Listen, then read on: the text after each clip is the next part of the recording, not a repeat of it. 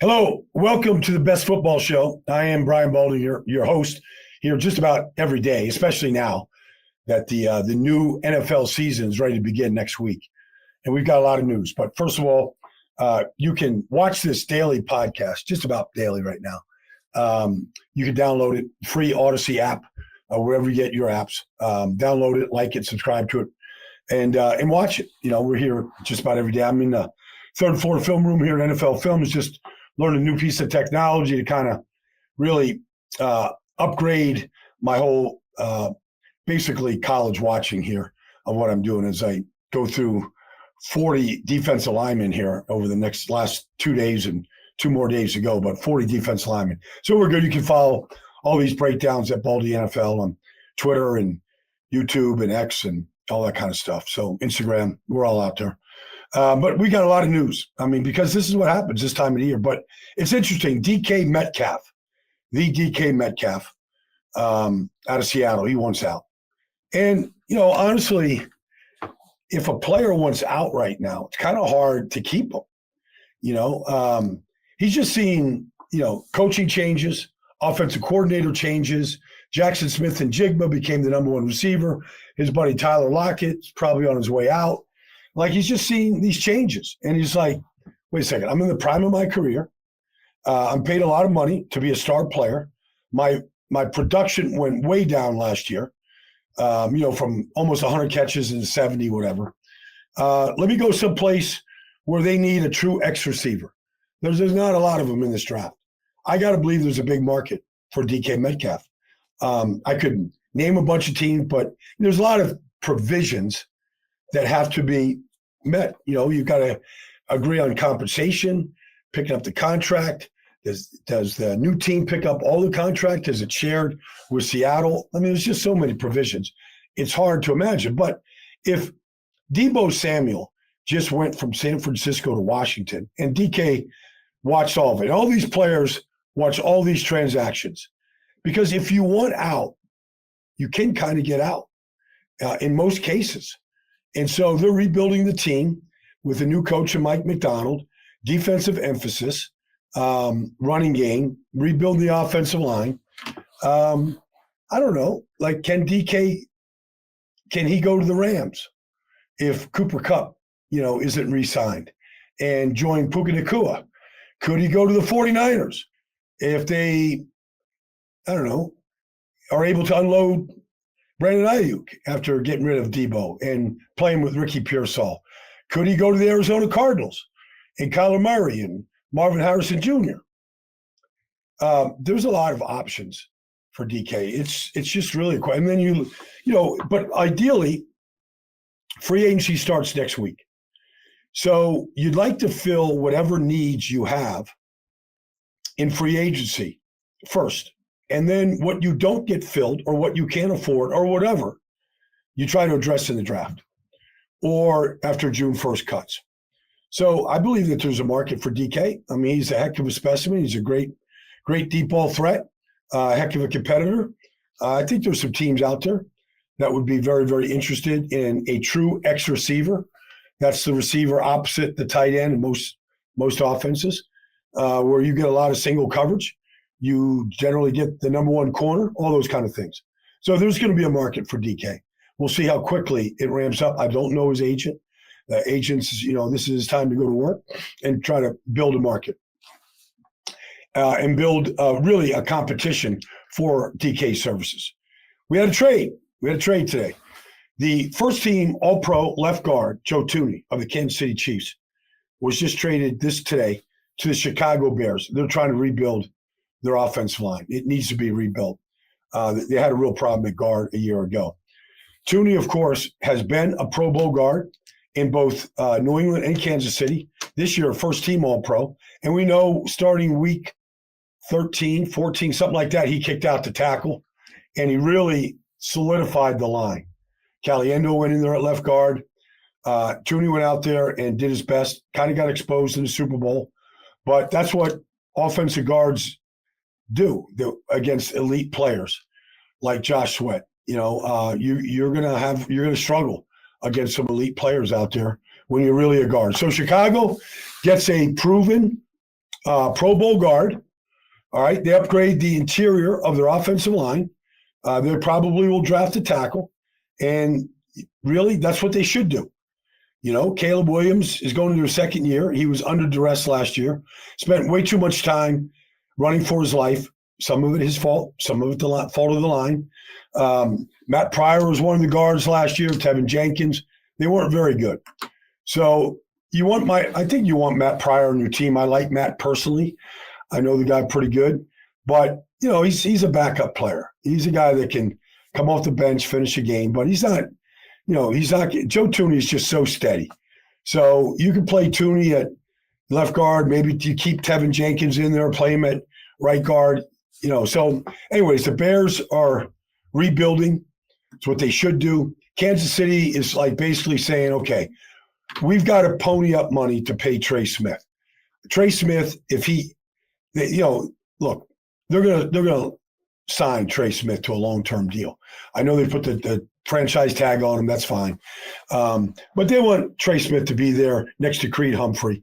They've been playing next to each other literally every game for 4 straight years. And if Trey Smith hit free agency this year, he'd be the highest paid guard in football. So they can't pay both guys, Thuney and Trey Smith. So they let Trey Smith walk. I think they get a 4th-round pick for him. Watch Kansas City. They go out there and they'll probably draft a guard in the 4th round. They'll come in and start. You know, I mean, Trey Smith was a 6th-round pick. Now, he had a medical condition coming out of Tennessee.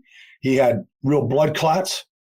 And a lot of teams, I know a lot of teams in this league, didn't even put Trey Smith on their draftable player board. So Kansas City took a roll the dice. It's worked out great for him. But Trey Smith will be playing next to Creed Humphrey for a long time. They will draft a player to replace Joe Thuney. And my guess is they're going to draft a left tackle. So we'll see. We'll see how that goes. So that's that. Now, we've had a bunch of veteran players released here today. Javon Hargrave, Christian Kirk, Gardner Minshew. Let's take them one by one. Javon Hargrave, 2 years ago in Philly, was part of a defensive scheme that had 70 sacks and went to a Super Bowl. And after that Super Bowl loss, the 49ers ponied up. And they got he was off the board in free agency in the first 5 minutes. I don't know, $85 million contract. He is exactly what Nick Bosa needed. He needed a real inside presence. This year he tore his tricep. I've torn my tricep. It's not fun, but you do generally come back 100% from that injury. My guess is that the Pittsburgh Steelers, who Javon Hargrave was drafted by out of South Carolina State, is going to be a player for Hargrave. Andy Weidel was in Philadelphia as pro personnel director with Joe Douglas. And they basically fleeced Pittsburgh for Hargrave. He came in and gave him a couple great years. And they built their defense around a strong defensive line. My guess is Hargrave could very easily go back to Pittsburgh. Maybe replace Ogunjobi, get into the defensive tackle mix. They loved him in Pittsburgh. He was a great player there. So just look for that. I'm not saying Pittsburgh's going to sign him, but there'll be interest on Pittsburgh's part. Christian Kirk, it's interesting. You know, they drafted Brian Thomas Jr. last year with their first pick. He was the 4th wide receiver taken. He was dynamic. He was a deep ball threat. He scored 10 touchdowns on a terrible team. Brian Thomas really was an elite player. Now, Christian Kirk, when he left Arizona and he went to Jacksonville, he had a great year his first year. They went to the playoffs. Remember, they were up, 27-0 to the Chargers and lost. Next year, he gets hurt. And you kind of said Jacksonville's fall off the cliff. I think they started 8-3 in 2023. And everybody I talked to in Jacksonville pointed to the Christian Kirk injury as to why they collapsed. Fair, not fair, but a lot of people in Jacksonville told me that. And you can point to the week he got hurt, like week 11 or 12, something like that, in 2023, and the rapid decline. Now with Brian Thomas and the emergence of Brian Thomas, Christian Kirk is available. He started off his career as a slot receiver in Arizona, coming out of Texas A&M. I mean, maybe he could go back. Maybe he could go back to Arizona. Who knows? But he's a good slot receiver. And Gardner Minshew has now been released by the Las Vegas Raiders. Now, if you go back to 2023, Gardner Minshew had 13 starts for the Colts when Anthony Richardson was injured. I think he was 7-6 as a starter. Shane Steichen has come out and said that they want competition for Anthony Richardson. Well, Gardner Minshew ran that offense very well. Got himself a lucrative free agent contract with the Raiders. Didn't work out for him, got hurt. Wasn't very good, but played well for the Colts. Could Gardner Minshew find his way back to the Indianapolis Colts? We're looking for quarterbacks that can compete, quarterbacks that can bridge, quarterbacks that can start, maybe not long term. There's a number of teams that are looking for guys like Gardner Minshew that have won a lot of games as a starter in this league. But look for Gardner Minshew maybe to go back to Indianapolis, where he had real success. And they really responded well to him. And look, the offensive line has been upgraded. The receiving core is upgraded. Jonathan Taylor is back at running back. I could see Minshew back with the horseshoes. All right, let's get to Raider news here. My good friend, the Max Crosby, a guy that, I refer to as the Condor, named him the Condor his rookie season. Been good friends, have broken down every game of his.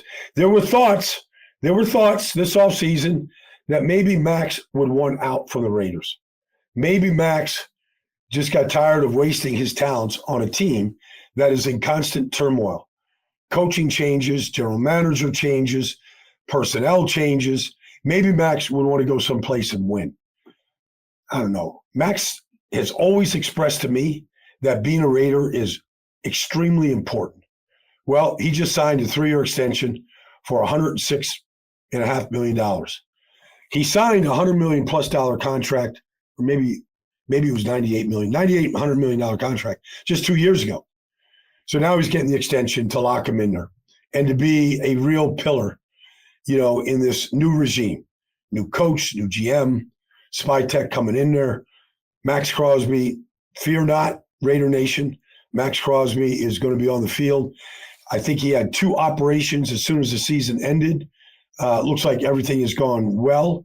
I think he'll be mended and ready to go and get back to his way. So the Raiders, as they look for a quarterback, as they look to upgrade talent, as they look to make a splash in free agency and through the draft to build a team that can compete with the Kansas City Chiefs, Max Crosby is going to be a Raider probably for all of his tenure with the Raider, in his career. He's probably going to be a Raider for life with this deal. That's just my guess, and they should. You got to identify certain players. Antonio Pierce, when he was the interim head coach and the head coach last year, was like all I do is watch Max Crosby enter the building from my office every day. First one in there, relentless, plays like just a complete bear out there on the practice field, takes his game every day like it's the most important thing in life. So Max Crosby, congratulations. So that's just some of the news. Look, next week we start free agency. The new calendar year for the NFL, I believe, starts Wednesday when free agency kicks in. I'm going to be doing what we call Free Agent Frenzy for the NFL Network for 4 hours every Monday on Monday and Tuesday when teams can begin the negotiation process. I forget the exact title that they call this right now. There's an actual name where it isn't tampering. You can begin the process of talking to free agents. So I guess they call it a legal tampering period. I don't know if that's necessary to call it that, but that starts Monday. I'll be on the NFL Network on Monday and Tuesday from 2 to 6, and the new league year starts on Wednesday. We saw Darius Slay released. We saw James Bradbury released. Teams, even though this cap went up significantly this year, the highest it's ever been, teams have more money to spend than ever before. It is now clear that teams are clearing cap space, clearing veteran players. Not to say that Slay can't come back to Philly. I'm sure they don't want to lose Slay, but they do have Isaiah Rodgers. They did draft Keely Ringo 2 years ago out of Georgia. They've got players and depth at that position on the team. But Slay will be out there. He will be remembered as a guy that helped the Eagles win a Super Bowl. Class act, great player. But you'll see a lot of names being released here. Cap casualties, clearing space, players want trades being made. We're going to have a lot of news to talk about, and I'm here to talk about it with you. Thanks for joining me here on the Best Football Show. Look forward to talking to you real soon. Breaking news happening literally by the hour right now going forward. And just as I finish saying that there's going to be breaking news by the hour, we've got breaking news. Zach Bond, the all-pro inside linebacker from the Philadelphia Eagles, has just agreed to a 3-year contract. All right? 3 years, $51 million, $34 million guaranteed. Congratulations to Zach Bond, who spent his first 4 years in New Orleans really without a position, really a special team player and a rotational player. Comes to Philly, starts 21 straight games, 150 plus tackles, 5 forced fumbles. Like literally was my choice for the defensive player of the year. He was beyond phenomenal. And so the Eagles, who do not put a lot of resources into the linebacker position, have at least recognized, and Vic Fangio is probably a big part of this, the defense coordinator. They have decided Zach Bond needs to be a part of this defense for a long time to come, for the next 3 years. Remember now, Vic Fangio at one point was the coach of the Dome Patrol in New Orleans. Do you remember that group under Jim Moore? Because I played against it. Sam Mills, Pat Swilling, Ricky Jackson. You remember that group inside? Well, he was a linebacker coach for that group going back 30 plus years. Anyways, he recognized what Zach Bond did. Like literally never came off the field. Was, in my mind, the defensive player of the year. And he has just been rewarded by the Philadelphia Eagles. Congratulations, Zach, on a job well done. Who could be the next Zach Bond as we hit free agency starting next week? I asked that question because somebody could come in there with a new opportunity and maybe become the new defensive player of the year. Thanks for joining me, everybody. This has been the Best Football Show.